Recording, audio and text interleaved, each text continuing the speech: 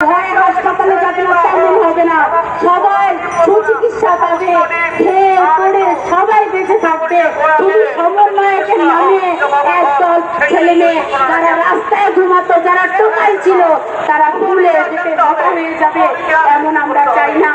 আমরা দেশে, আমার ওই বাংলাদেশের রাজপথে দিল্লি না ঢাকা, দিল্লি না ঢাকা এই ধরনের কোন স্লোগান শুনতে চাই না।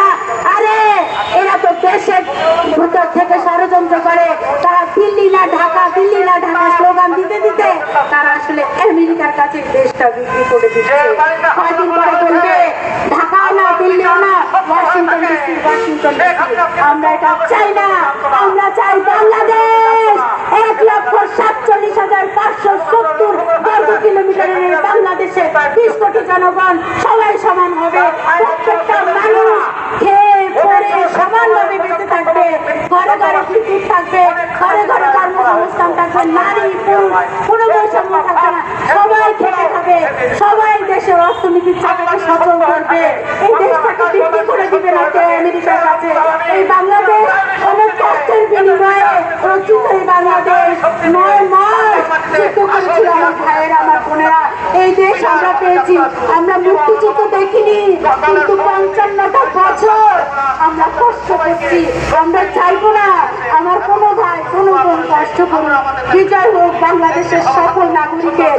আমরা এমন কোন নেতা চাই না যারা আওয়ামী লীগের লুঙ্গির নিচে ছিল, যারা গতকালকে টিএসসির মতো শিক্ষা প্রতিষ্ঠানকে কলুষিত করেছে, ওদের বেশিরভাগই আওয়ামী লীগের লুঙ্গির নিচে ছিল।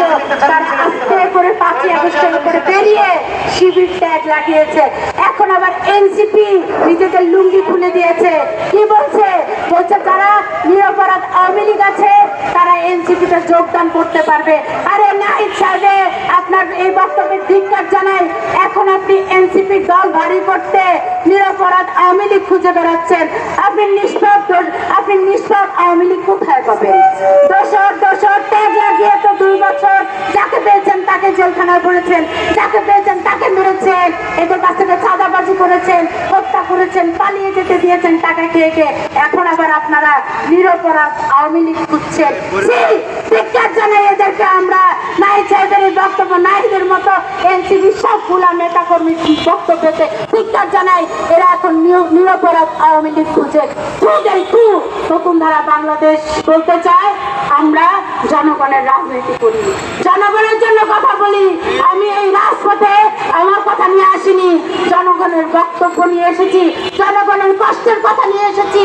আমরা সবাই মিলে বাংলাদেশ, আপনি আমি আমরা সবাই বিজয় বাংলাদেশ, বিজয় নতুন ধারা, নতুন ধারার অঙ্গীকার।